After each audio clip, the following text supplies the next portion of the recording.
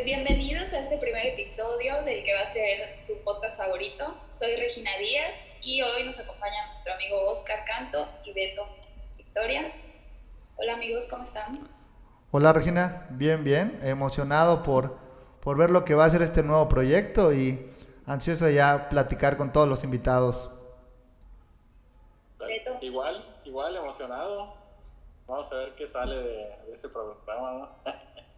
Ok, bueno, el día de hoy tenemos un gran invitado que es el doctor en economía, José Francisco Sarmiento Franco. Hola doctor, buenas tardes, ¿cómo está? Buenas tardes, Regina. Bien, gracias. Les agradezco a los tres, a Oscar Iván, a Humberto y a usted, Regina, la invitación, y me daría mucho gusto compartir unos minutos con ustedes, conversar con ustedes sobre estos temas tan interesantes que ustedes me platicaron. Gracias por la invitación. No, gracias a usted por su tiempo. Es muy valioso, lo apreciamos mucho. Bueno, pues cuéntenos un poquito más sobre usted. ¿En qué está trabajando actualmente? Ok, gracias. Bueno, mi formación básica, yo soy ingeniero industrial, egresado del Tecnológico de Mérida. He trabajado casi toda mi vida profesional en el sector educativo. En algún momento de mi desarrollo hice una maestría en el Instituto Politécnico Nacional que me marcó. Doctor, ¿cuál ha sido su sentir de la comunidad, ¿no? ¿Cómo han adoptado ellos estas investigaciones o esta investigación íntegra que usted realiza con la comunidad, ¿no? ¿Cómo ha percibido usted la participación comunitaria con el desarrollo de la ciencia? Bueno, por lo que me he dado cuenta, no solamente mi experiencia personal en la comunidad, sino conversando con otros investigadores que han trabajado en otras comunidades, es difícil desarrollar un proyecto en una comunidad en donde haya una participación amplia de la comunidad.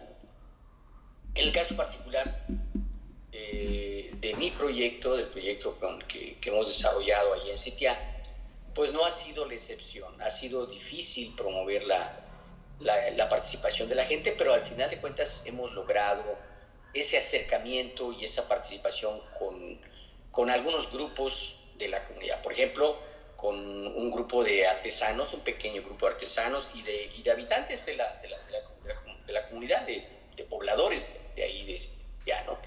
Pero también con otras pequeñas comunidades que están al interior de la comisaría, como por ejemplo las escuelas, la escuela primaria, la escuela secundaria, con las cuales también hemos trabajado en los últimos años diferentes actividades, tanto de cursos, de talleres, de programas de siembra de arbolitos, etcétera, etcétera. Entonces hemos buscado y hemos recibido el apoyo, la participación de profesores, de alumnos, tanto en la primaria como en la secundaria, en diferente medida. A veces hay una participación más sentida, más decidida, a veces menos, etcétera, pero en general ha habido una buena respuesta y se han realizado muchas actividades a lo largo de todos estos años en la comunidad para beneficio de la comunidad. Yo creo que aquí la idea es, en este proyecto que hemos desarrollado en todo este tiempo, es salirnos un poco del paradigma convencional de la ciencia, ¿no? Del paradigma clásico, en donde lo principal es la generación de conocimiento para la elaboración de artículos o de libros que se publican y de alguna manera esto contribuye a ensanchar el cuerpo de conocimiento de determinadas disciplinas, ¿no? Pero finalmente, cuando se hace de esa manera, pues es muy poco o es nulo el beneficio que reciben las comunidades, ¿no? En la perspectiva nuestra no ha sido así, sino que buscamos insertarnos en un paradigma de la ciencia diferente, un paradigma de la ciencia que ha estado emergiendo en los últimos años, en donde se ha tratado de ir más allá del paradigma disciplinario para intentar construir proyectos interdisciplinarios y transdisciplinarios en donde se necesita el involucramiento y la participación de las comunidades, ¿no? No ha sido fácil, pero se ha logrado de alguna manera, ¿no? Entonces, seguimos trabajando en ello, no podemos decir que ya lo hemos logrado al 100%, pero de alguna manera estamos transitando en ese camino de que la ciencia también sirva para que las personas y las comunidades se apropien de ella y la utilicen para resolver diferentes problemas que enfrentan las comunidades, ¿no? Entonces, en eso estamos empeñados, en eso estamos. Está súper interesante. ¿Nos podría dar un ejemplo de alguna de las actividades que haya hecho con la comunidad por su beneficio? Claro que sí, con mucho gusto. Por ejemplo, con las personas que son artesanos, con los dos principales grupos de artesanos que son de madera y de piedra. Por ejemplo, hemos organizado cursos de capacitación en diferentes temas.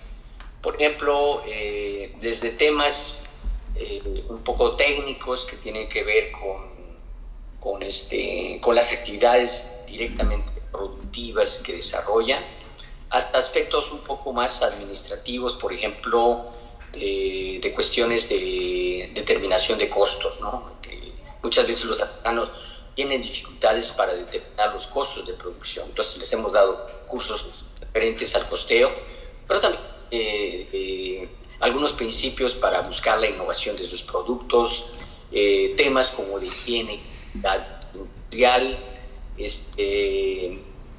algunos otros temas relacionados con cuestiones ambientales, por ejemplo, también.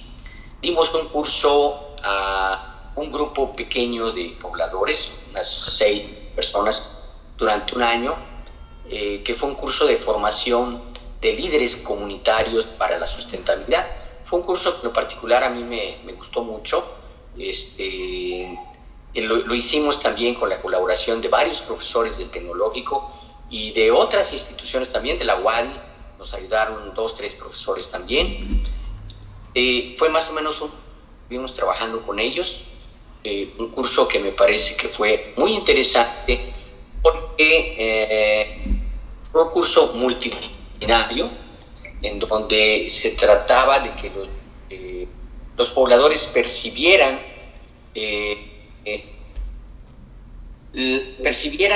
los diferentes problemas que enfrentan en las comunidades, no solamente la comunidad donde ellos están, sino otras comunidades del país que también están enfrentando problemas similares, problemas derivados, por ejemplo, de proyectos tanto públicos como privados, y que solamente en base a la organización de la gente se han podido enfrentar adecuadamente. No siempre, pero en la mayoría de los casos, ¿no?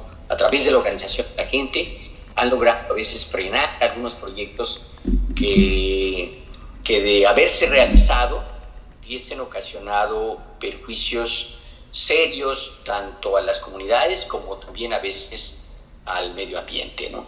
Entonces, por ejemplo, en el caso de las escuelas, la primaria y la secundaria, hemos dado cursos dirigidos tanto a los niños, a los jóvenes, como a los profesores también, en diferentes temas relacionados con educación ambiental, por ejemplo. Hemos hecho programas de siembra de arbolitos y concursos, por ejemplo, con los niños y con los jóvenes. Hemos hecho concursos del cuidado del mejor arbolito plantado, ¿no?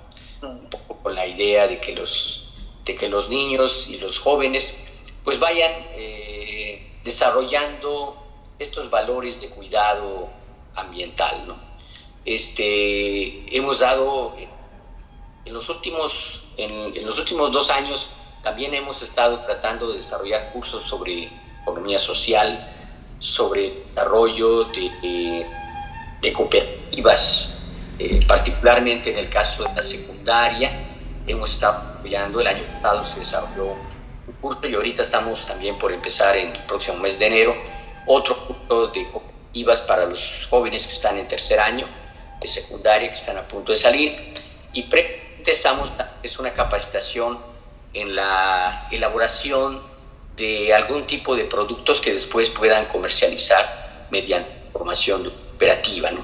Entonces pensamos que son experiencias, son vivencias muy importantes para ellos, que después con el tiempo quizá puedan ser tomadas de adultas de los jóvenes, ¿no? Y esa es la idea.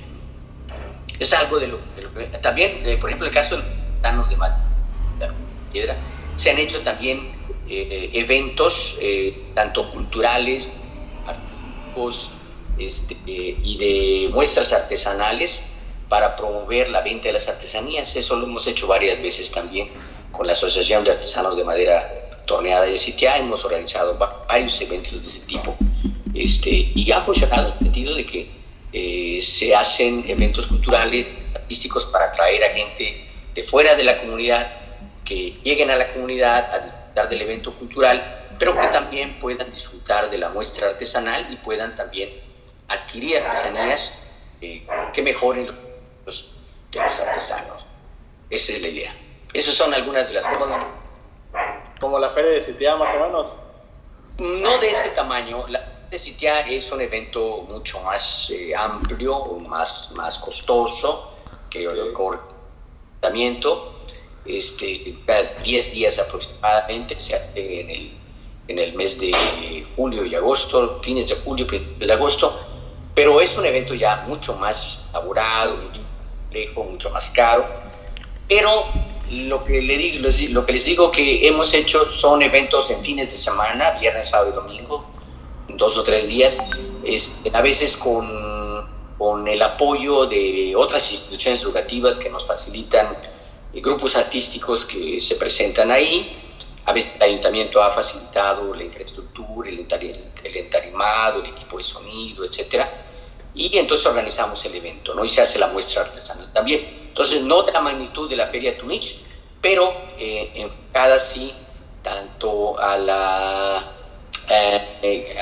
promover la parte cultural como también a promover la venta de las artesanías, ¿no? Ya, ¿por dónde promocionan este tipo de eventos? Porque la verdad es que en lo personal no he visto, ¿no? Pero igual para seguirlo, ¿no? Y estar al pendiente. Yo creo que ha faltado también un poco. Sí, se han promovido, generalmente son los estudiantes de la maestría Planificación de Empresas y Desarrollo Regional, en donde yo soy profesor del Tecnológico de Mérida, quienes han ayudado a organizar estos eventos con los artesanos, y quizás sí nos ha faltado un poco la promoción. Son eventos que, sobre todo se hicieron varios antes de la pandemia. Después la pandemia nos limitó y ya no se ha hecho otro recientemente, pero antes de la pandemia sí hicimos varios eventos de ese tipo, ¿no? Pero sí creo que ha faltado un poco la promoción, sobre todo en redes sociales, ¿no? Quizá en el próximo que hagamos el próximo año vamos a tener un poco más de cuidado en ese sentido, ¿no? De promoverlo más, de difundirlo más. Doctor, y ahorita sus tesistas, ¿en qué temas están trabajando? Es buena la pregunta, porque me permite comentarles que tengo ahorita una tesista que está trabajando con los artesanos de madera para tratar de entender cómo afectó pues el evento del COVID, que nos afectó a todo el mundo, cómo afectó a los artesanos, ¿no? Qué tan fuerte les pegó, qué tan fuerte afectó la cuestión de los ingresos, la venta de las artesanías, la actividad productiva, etcétera, etcétera, y cómo se han recuperado en estos últimos 2 años, el 2022 y el 2023. Entonces, el análisis de los efectos de la pandemia es lo que está analizando esta tesista, es una de las tesis. Otra tesis que está... otra tesis que se acaba de terminar, la tesista se graduó apenas hace unas 2-3 semanas, fue sobre el fortalecimiento del aspecto cultural en Sitiá como parte de una estrategia para promover el turismo, ¿no? Fue una tesis muy interesante, y uno de los aspectos que se trató en esta tesis es el museo comunitario que se tiene en Sitiá, cómo proyectarlo más, cómo impulsarlo, cómo desarrollar mejor las actividades, perdón, con una mejor planeación. Puso el énfasis ella en el desarrollo de un programa de corto, mediano y largo plazo para el mejor desarrollo del museo comunitario. Es uno de los aspectos que ella analizó ahí. Otra tesis fue sobre el desarrollo de un marco normativo mucho más actualizado para el desarrollo de las artesanías, no solamente en Sitiá o en Mérida, sino en todo el estado. Déjenme decirles que lamentablemente en Yucatán el marco normativo para impulsar y fortalecer las artesanías es bastante débil, bastante anticuado, ¿no? O sea, la ley que regula el aspecto artesanal pues tiene fácilmente alrededor de 50 años, ¿no? Y no se ha actualizado.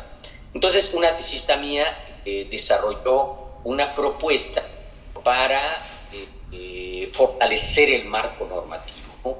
Obviamente no es una propuesta completa de una ley nueva, pero es una propuesta que podría contribuir, era importante, para la elaboración de una nueva ley de fomento artesanal en el Estado, y que particularmente no solamente busque el mejoramiento de los ingresos de los artesanos, sino que se busque el desarrollo sustentable de la actividad artesanal.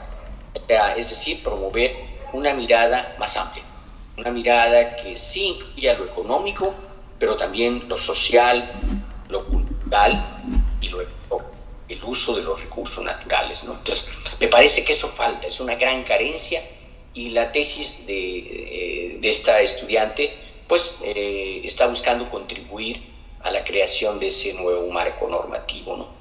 Y finalmente, otra de mis vistas está tratando de estudiar algunas comunidades de la periferia de Mérida en donde se pudiera replicar más o menos este proyecto que hemos desarrollado en Sitiá en los últimos 10 años, es decir, buscar la creación también de otras redes de conocimiento entre el Tecnológico de Mérida y otras comunidades de la periferia de Mérida. Entonces, particularmente está trabajando ella con dos comunidades, que son la comisaría de Santa María Chi, es una de ellas, y la otra es Huitum, si mal no recuerdo. Entonces, en esas dos comunidades se está buscando, bueno, primero se parte de un diagnóstico de los problemas de la comunidad, pero también de las posibilidades, el análisis de las posibilidades de la creación de redes de conocimiento, como lo hemos hecho en el caso de Sitiá, ¿no?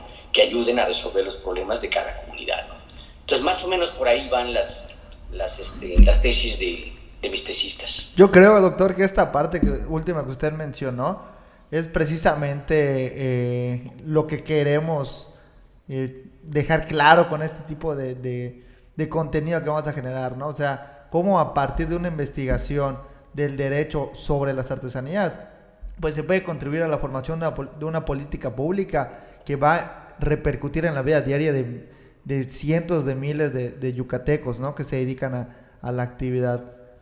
Entonces yo creo que con esto podemos seguir, Regina, a la siguiente sección. Okay. Bueno, pues gracias por contarnos sobre su trayectoria y sobre lo que está trabajando ahorita. Pues precisamente en este primer episodio queremos platicar y centrar en qué es la ciencia, ¿no? ¿Cuál es su impacto que tiene en el día a día y en las políticas públicas? Y pues con esto podemos darle pie y preguntar para usted, ¿qué es la ciencia? ¿O cómo definiría usted la ciencia? Yo creo que hay varias maneras de responder esta pregunta que usted plantea.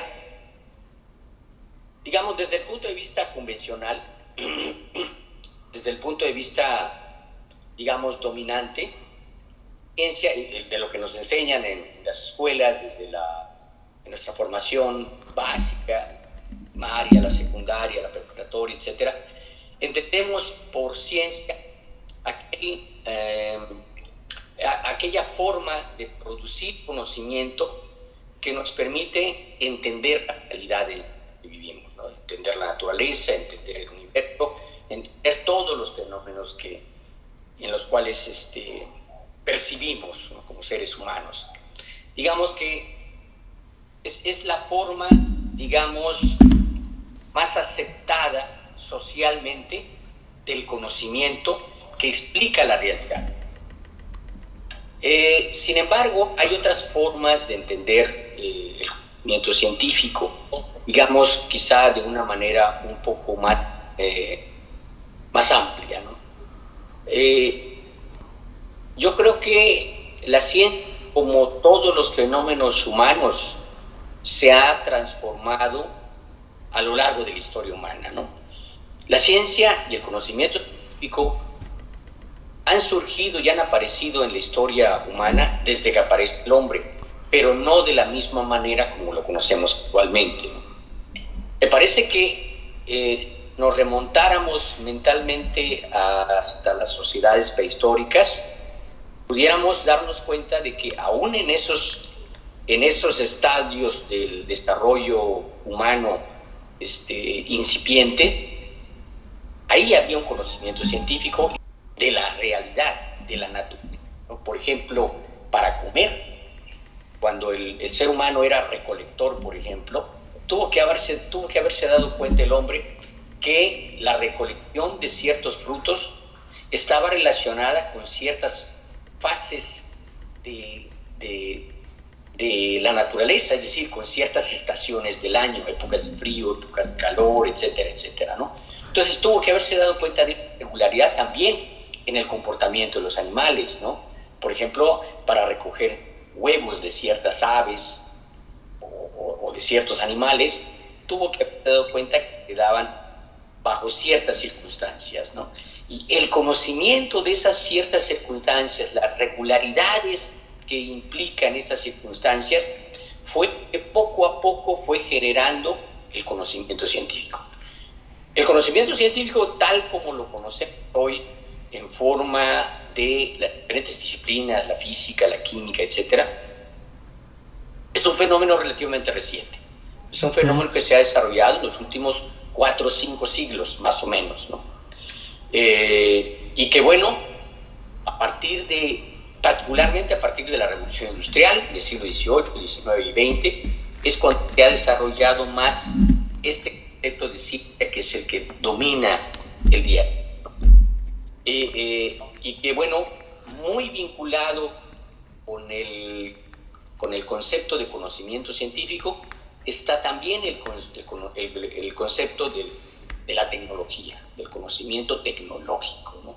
Que vendría siendo la aplicación del conocimiento científico, y que también ambos existieron desde los orígenes del hombre como especie, ¿no? O sea, igual en la elaboración tanto de alimentos como de ropa, como de casas, de armas, etcétera, etcétera, ahí el hombre utilizaba este conocimiento teórico, pero también práctico, ¿no? Es decir, tuvo que haberse dado cuenta, por ejemplo, de las diferentes cualidades de los materiales, por ejemplo, de las maderas, que no todas las maderas tienen las mismas cualidades, ¿no? O de los minerales, no todos los minerales tienen las mismas características, etcétera, etcétera, ¿no? Entonces, esto está relacionado con el conocimiento científico, pero también con el conocimiento tecnológico. Y ya en los últimos años, inclusive, algunos autores ya hablan de un solo término. En vez de hablar de la ciencia por un lado y de la tecnología por otro lado, se habla de la tecnociencia. ¿Por qué? Pues porque en las últimas décadas, particularmente en el siglo XX, se ha mostrado que el desarrollo de la ciencia difícilmente se puede dar sin el apoyo de la tecnología. Igualmente, el desarrollo de la tecnología difícilmente se puede dar sin el apoyo de la ciencia. Entonces, hay una interacción tan fuerte entre la ciencia y la tecnología que, como les digo, algunos autores hablan de un solo concepto, que es la tecnociencia. Entonces, es la tecnociencia la que está presente en los diferentes ámbitos de nuestra vida social, no solamente en los procesos productivos, sino desde que el día amanece levantamos, pues estamos en contacto en nuestra realidad cotidiana, en la casa, en la calle, en el trabajo, en la escuela, en donde sea que estuviéramos, estamos en contacto siempre. Las actividades que desarrollamos, las desarrollamos con dispositivos, con aparatos que tienen que ver con la tecnociencia, ¿no? Entonces, por ahí iría mi visión sobre la ciencia, el conocimiento científico y el conocimiento tecnológico.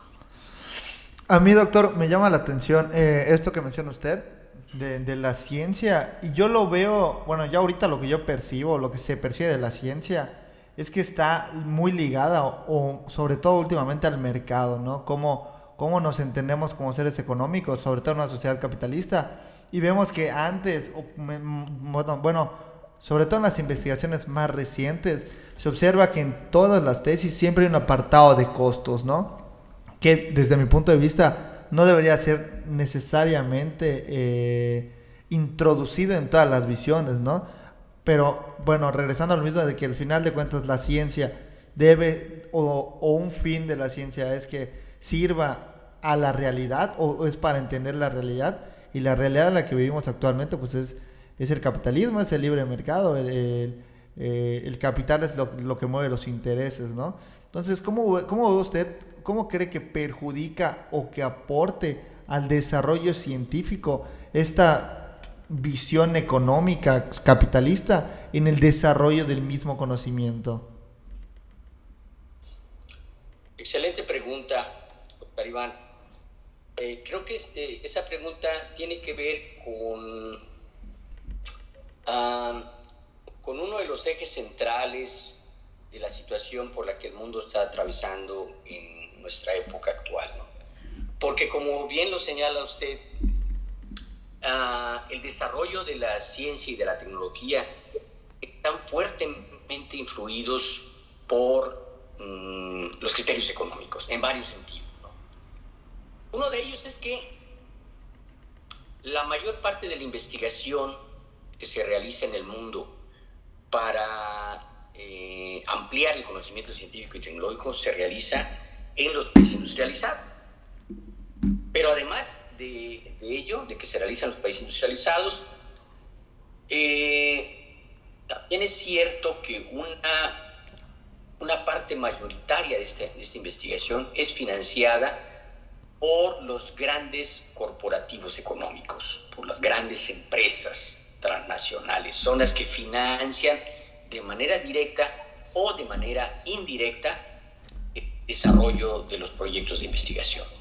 En ese sentido, entonces, pues es de esperarse que el tipo de conocimiento que se genera da al servicio, en su mayor parte, de estas grandes corporaciones, ¿no? Es un conocimiento científico y tecnológico que es útil para los fines de estas organizaciones. Y la principal finalidad de estas organizaciones, pues es una finalidad económica. Es decir, ese conocimiento que se busca, pretende desarrollar, debe servir, según los fines de estas organizaciones, debe servir para incrementar las ganancias de estas empresas, ¿no? Hacia ahí está orientado el conocimiento científico y tecnológico. ¿Y eso es bueno o es malo? Bueno, yo creo que la respuesta de si es bueno o es malo tendríamos que buscarla en las características de los problemas que caracterizan al mundo de hoy. Es decir, ¿qué es lo que está viviendo el mundo de hoy? ¿Y qué es lo que ha vivido en los últimos 50 años, por ejemplo, ¿no? Cuando lo vemos desde ese punto de vista, bueno, dos aspectos principales destacaría yo: el aspecto socioeconómico y el aspecto ecológico. Y en ambos sentidos me parece que el balance es negativo. Es decir, en la parte ambiental o ecológica, bueno, pues ha habido un deterioro creciente. Hay varios indicadores, hay muchos informes mundiales que van explicando qué es lo que ha pasado en el mundo con el deterioro ambiental en los últimos decenios, ¿no? Y bueno, esto se ha incrementado. Uno de los ejemplos paradigmáticos pues es el cambio climático, que vemos que cada vez está peor la situación. Aunque hay algunos y, políticos en Estados Unidos que invierten para que se investigue que algo que ya se sabe que es verdadero, ¿no? Bueno, yo he leído casos de inversiones privadas por parte de Estados Unidos, sobre todo, para fondear investigaciones que demuestren que el cambio climático es una falacia, ¿no? Entonces está fuerte esta parte, ¿no? O sea, algo que está más que demostrado, nos los quieren vender como algo natural a través de conocimiento científico, ¿no? Es cierto, es cierto. En realidad, por ejemplo, el cambio climático es un fenómeno complejo en donde los científicos han mostrado que es multifactorial. Es decir, depende de muchos factores, ¿no? Por ejemplo, hay factores que tienen que ver hasta con la radiación solar.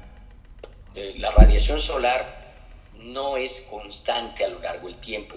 El Sol tiene variaciones en su radiación, tanto de luz como de calor, y estas variaciones afectan a la Tierra, ¿no? Afectan el clima, afectan varias cosas. Entonces, sí es cierto que hay fenómenos, digamos, de tipo natural que inciden sobre el cambio climático, eso es cierto.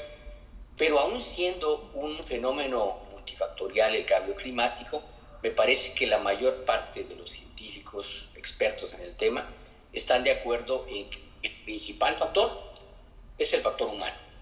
Es decir, son las actividades antropogénicas las que están incidiendo en el cambio climático. Eso me parece que está más que demostrado. Hay muchísimos estudios que hablan de ello y que muestran esta realidad, esta verdad de que el cambio climático, aunque es multifactorial, pero está determinado en su mayor parte por la actividad antropogénica, ¿no? Particularmente la generación de gases de efecto invernadero. Eso me parece que es una realidad ineludible, ¿no?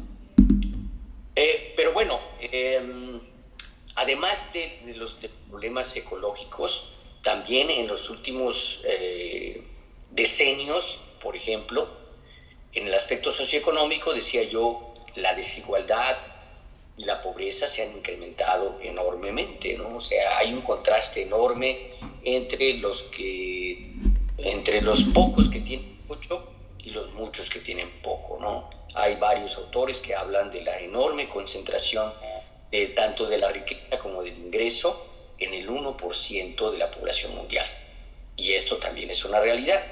Entonces, frente a ello, el desarrollo de la ciencia y la tecnología juega un rol importante, ¿no? ¿Por qué? Bueno, pues porque la ciencia y la tecnología son instrumentos muy importantes de la economía. La economía no se puede realizar, no se pueden desarrollar las actividades productivas sin tecnología, sin conocimiento científico y tecnológico.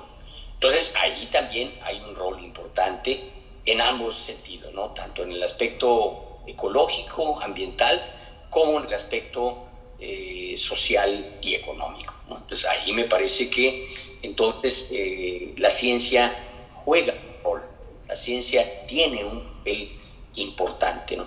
Por supuesto que también es cierto que, por un lado, no podemos atribuirle a la ciencia y la tecnología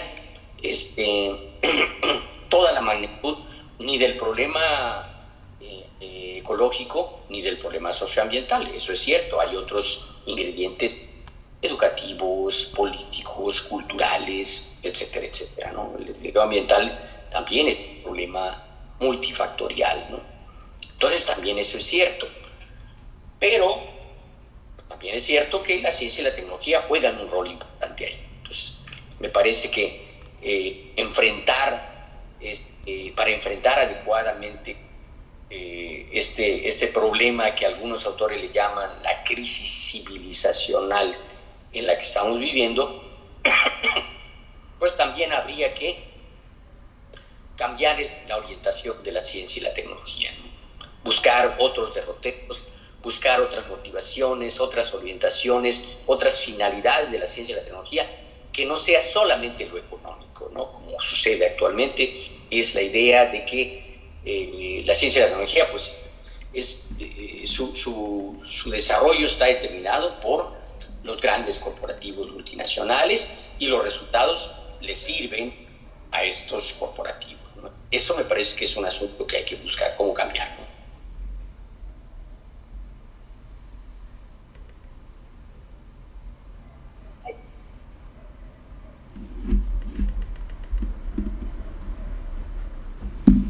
Perdón. Creo que está apagado tu micrófono, Beto. Creo que sí. Ya está. Adelante, ahora. Pues nada, está muy interesante lo que usted dijo, sobre todo igual lo del efecto invernadero, lo de la contaminación. Y por ejemplo, ¿usted qué instituciones cree que tienen que cooperar para que la investigación ya no se centre tanto en lo económico y se pueda desarrollar más a favor de la sociedad, ¿no? De la mayoría? Excelente pregunta. Mire, yo creo que en todos los países del mundo el desarrollo de la ciencia y la tecnología está impulsado en mayor o menor medida por las políticas públicas. Y otra vez, me parece que aquí el papel del Estado debe jugar un papel relevante.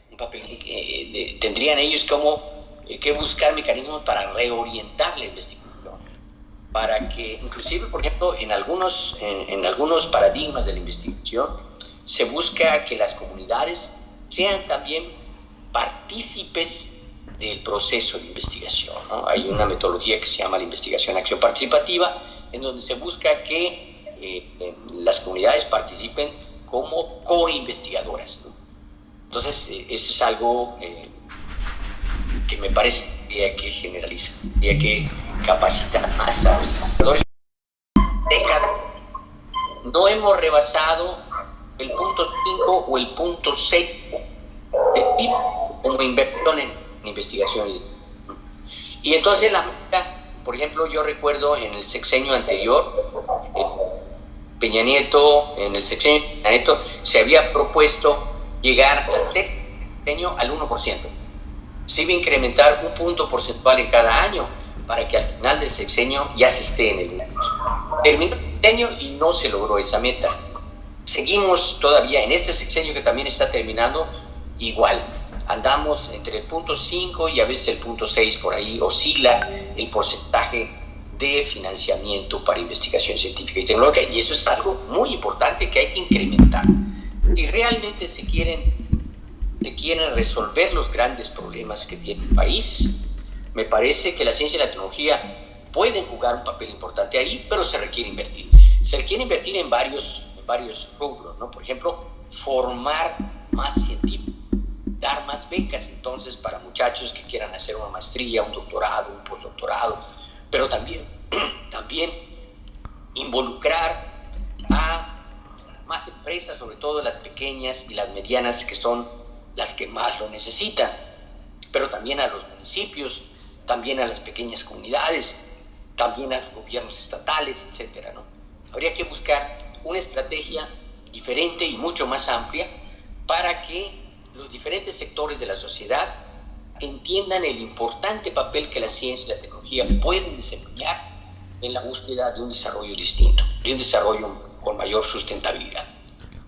Y doctor, aquí en el estado, tomando en cuenta que en los últimos años ha gobernado el partido que tiene el mismo color que mi playera y tiene un enfoque, estaremos de acuerdo, mucho más de derecha, ¿no? Mucho más de mercado.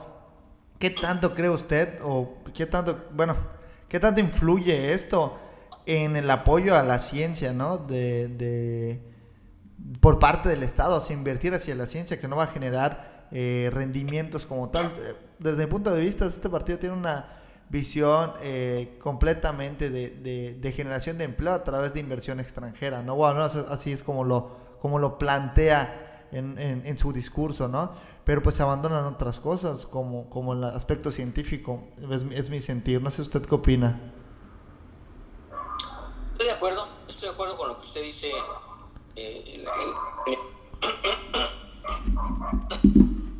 Perdón. Creo que el Partido Nacional, que es el que gobierna aquí en Yucatán, tiene la visión de que la investigación científica y tecnológica debería de ser guiada a través del mercado, es decir, a través del sector empresarial, ¿no?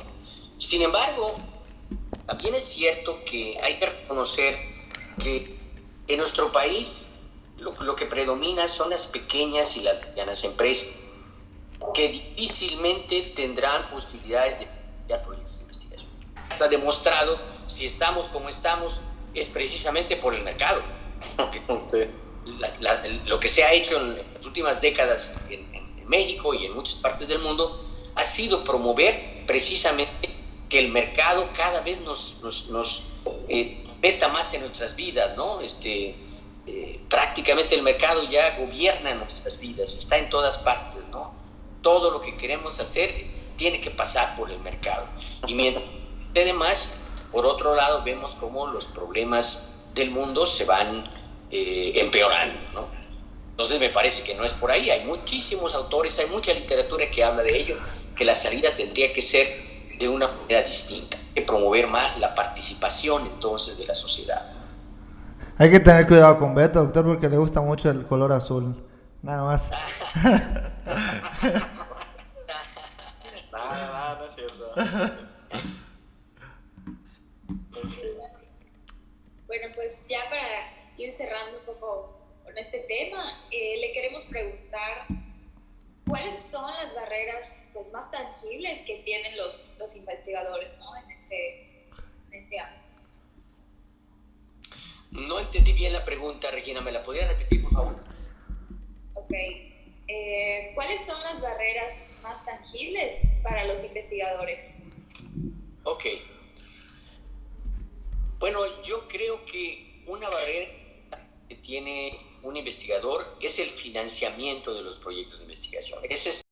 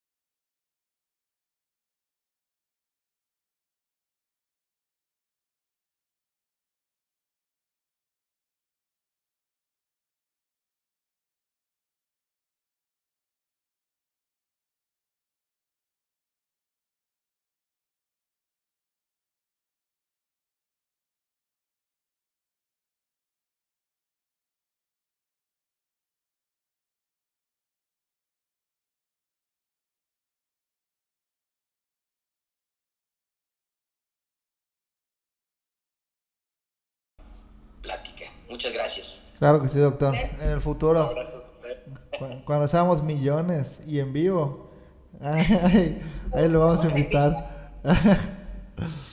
Sí, claro que sí, sería un honor volverlo a invitar. Gracias. A platicar de temas igual. Pues muchas gracias, doctor. Con esto pues nos despedimos de este primer episodio. Espero que les haya gustado.